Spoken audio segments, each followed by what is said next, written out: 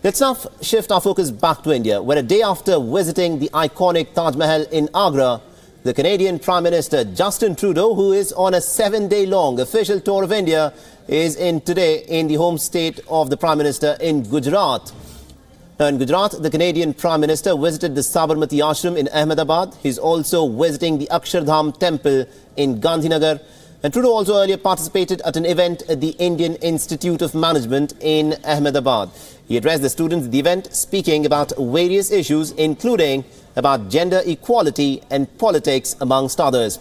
Now, this is Trudeau's first state visit to India. The Canadian Prime Minister is accompanied by his wife and 3 children. Now, Trudeau's visit is aimed at intensifying defence and counter-terror cooperation, as well as at expanding trade and investment ties with India.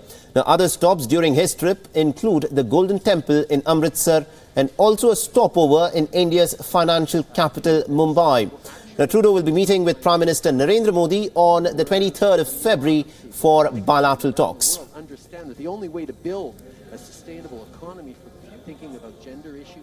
All right, now for more on this, we are joined in by our international affairs correspondent Ramesh Ramachandran, who's tracking all the details very closely for us.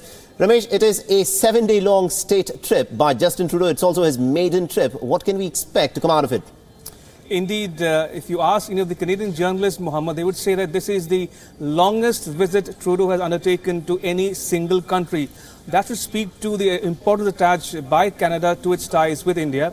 But that said, today was day 3 of his 7-day-long visit, and he spent the day in Ahmedabad and Gandhinagar. You remember he went to the Gandhi Ashram in Ahmedabad, followed by the Akshardham Temple, and in the afternoon he addressed students at the Indian Institute of Management in Ahmedabad.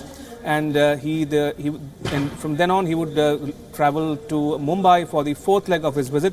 But that said, from India's perspective, the operative day will be the 23rd, when he holds talks with Prime Minister Modi. And all issues of bilateral, regional and global concern and interest alike to both Canada and India can be expected to figure in their discussions.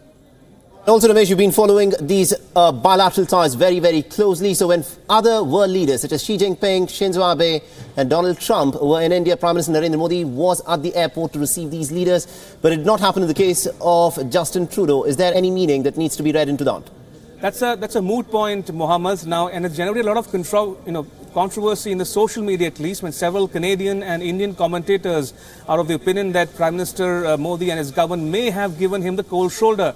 But that said, it is not practical to expect every time Prime Minister Modi receives a dignitary that he should receive him at the airport and break protocol to receive him at the airport. So clearly, it's a catch-22 situation. Some would say India has given him the cold shoulder, but the reasons may become entirely different. Right, we'll have to leave it there. Thank you very much indeed, Ramesh Ramachandran, for having joined us, and got us all those updates then.